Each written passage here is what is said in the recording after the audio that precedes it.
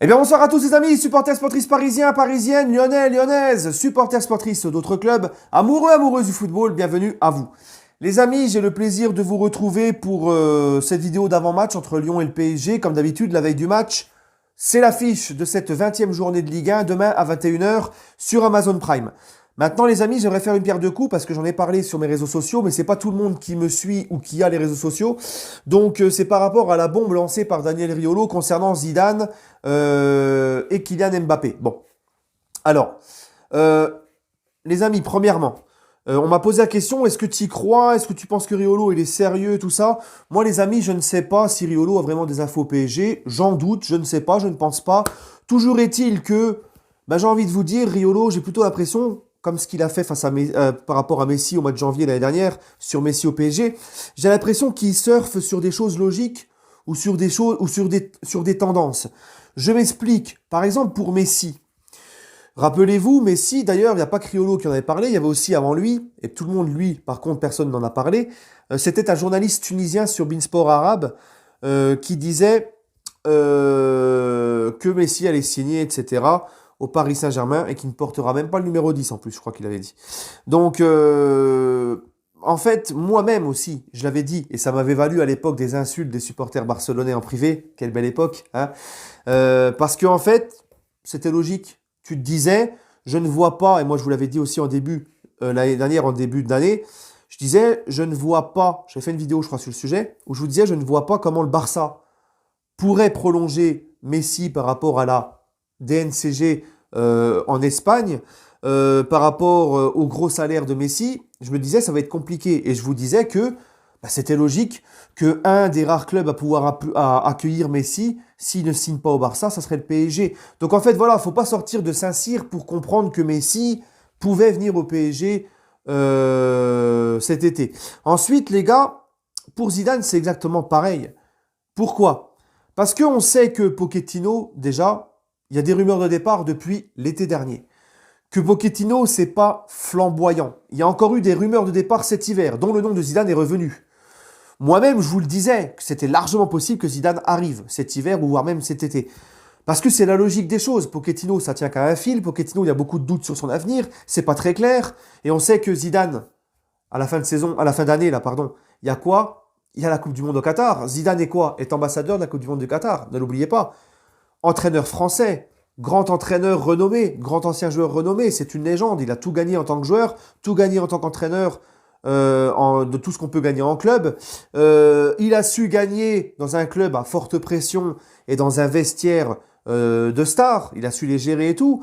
Hein, j'en ai déjà parlé. Donc, il faut pas sortir de Saint-Cyr que tu t'appelles Ayoub ou Daniel Riolo ou même Francis du PMU du coin. Faut pas sortir de Saint-Cyr pour savoir que Zidane au PSG, c'est normal que les Qataris y pensent et que c'est faisable. D'accord. Puis Mbappé qui prolonge au Real Madrid, au PSG, pardon, si Zidane vient, c'est ce que nous dit Riolo. J'ai envie de te dire, même sans Zidane, moi je l'ai toujours dit, tant que rien n'est officiel, il peut tout se passer sur le dossier Mbappé. Moi, j'y crois encore à sa prolongation, avec ou sans Zidane. Vous savez, regardez en 2019, quand Neymar voulait se barrer au Barça, aucun supporter parisien à l'époque aurait mis une pièce sur la prolongation de Neymar au PSG. Tout le monde disait, il va aller au bout de son contrat et se barrer libre au Barça. Et finalement, il a prolongé. Tant que rien n'est officiel, tant que rien n'est fait, tout est possible. Le football, ça va très vite. D'accord? Donc, on verra. Mais moi, pour moi, oui, c'est largement possible. Et Riolo, pour moi, bah, il dit des choses qui sont un peu plus, on va dire, logiques. Hein, il n'apprend rien à personne sur ça. Voilà. Maintenant, les gars, l'avant-match Lyon-Paris Saint-Germain. Les amis, Lyon est dans très mauvais points. Hein, là, on va à Lyon. Au match aller, on avait gagné 2-1 de justesse. Ça avait été difficile. On était même mené 1-0 sur un but de Paqueta, qui avait ouvert le score au parc. On avait gagné dans les dernières minutes grâce à un but d'Icardi. Ça a été tendu le match aller. Pratiquement à chaque fois qu'on affronte Lyon, c'est compliqué. Oui, parce que Lyon, les gars, là, ils sont très mal en point. Au niveau des résultats, leur dernière victoire remonte au 28 novembre. Ils restent sur un match nul à domicile face à Metz en Ligue 1. Leur dernière victoire, donc, qui remonte au 28 novembre. Sereinement, au niveau de la sérénité, t'as Juninho qui vient de se barrer. C'est pas trop non plus le top à Lyon. Encore une fois, la preuve que ce n'est pas qu'au Paris Saint-Germain où il y a des tensions entre dirigeants et où c'est pas trop ça qu'est ça, ou que c'est pas parfait, d'accord, hein. Donc Lyon n'est pas dans une sérénité extraordinaire, n'est pas dans une dynamique extraordinaire. Oui, mais voilà, l'Olympique Lyonnais, à chaque fois qu'ils jouent contre le PSG, ils se mettent en mode, on va dire, Ligue des Champions. Et l'Olympique Lyonnais a un très bel effectif. Et quand ils sont concernés, qu'ils veulent jouer, ils peuvent être très dangereux. Ils seront devant leur public, même s'il n'y aura que 5000 personnes. Voilà. Ils n'ont qu'un cas de Covid, et tant mieux pour eux, parce qu'on souhaite le Covid à personne. Ils n'ont qu'un cas de Covid, c'est Thiago Mendes. Nous, on est décimés par le Covid. Kurzawa, Danilo Pereira, Donnarumma, Messi qui en revient, mais qui est trop limité et qui ne sera pas là. Di Maria, d'accord, Neymar étant blessé. Hakimi, Gueye, Diallo à la CAN.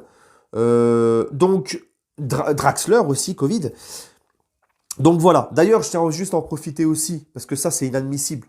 Les supporters parisiens qui se réjouissent que Kurzawa et Danilo Pereira, hein, qu'on les aime ou qu'on les aime pas, qu'on les trouve bons ou pas, se réjouir parce que les mecs ont le Covid, franchement, c'est une honte. C'est une aberration, c'est une honte. Hein. Encore une fois, vous faites honte, vous me dégoûtez au plus haut point. Voilà. Bref. Donc, le PSG arrive quand même avec pas mal d'absents. Si tu comptes les mecs à la CAN, les blessés, plus les mecs au Covid, ou les mecs en reprise qui sont pas encore prêts, on a du monde d'absents. Mais, je ne veux pas qu'on se cache derrière cette excuse du nombre d'absents. Parce que c'est pas comme si on affrontait le Bayern ou Liverpool. Et même si c'est face au Bayern ou Liverpool, je veux pas qu'on se cache face à des excuses. Encore une fois, si demain, on doit aller à Lyon, même avec Nasser Al-Khelaifi en pointe ou le jardinier en défense, il faudra y aller couteau entre les dents et se battre jusqu'au bout. D'accord, hein, parce qu'on a certes de l'avance en Ligue 1, on a 10 points d'avance sur l'OM. Mais j'ai envie de vous dire, les gars, on a 10 points d'avance sur l'OM, mais si on perd ce match, c'est pas une catastrophe, sauf si on le perd en n'ayant rien foutu. Si on le perd avec nos armes, nos moyens, tout ça, bon, voilà, on a quand même de l'avance. Mais les gars, c'est pas une excuse. Car comme je vous l'ai dit déjà, là, depuis le début de la reprise, on est en train de préparer le match face au Real. On a très peu de matchs, ça va arriver très vite, le Real Madrid. Donc, peu importe l'équipe demain, je veux une équipe du PSG qui va répondre au duel physique, qui va presser, qui va bouger, qui va donner du mouvement. Franchement, les gars, si on regarde bien, là, demain, l'équipe, si on regarde bien, il y a de quoi faire quelque chose. Hein? Donnarumma n'est pas là, Navas, encore une fois, hein, c'est pas si con que ça d'avoir deux grands gardiens. Hein. On ne s'est pas si trompé que ça. Hein. Navas, Dagba à droite, Mendes ou Bernat à gauche, Ramos, Marquinhos, Kimpembe qui sont présents. Tu peux même tester une défense à 3, un dispositif avec une défense à 3. Milieu de terrain, Verratti, Wijnaldum, Paredes, Herrera, le petit Xavi Simons qui peut jouer milieu, Michu, il y a de quoi faire. Vraiment les gars, il y a de quoi faire demain. Et tu peux même faire un schéma 4-4-2 ou un 3-5-2 avec juste Mbappé et Icardi devant. C'est ce qui va se passer, je pense, t'as pas trop le choix.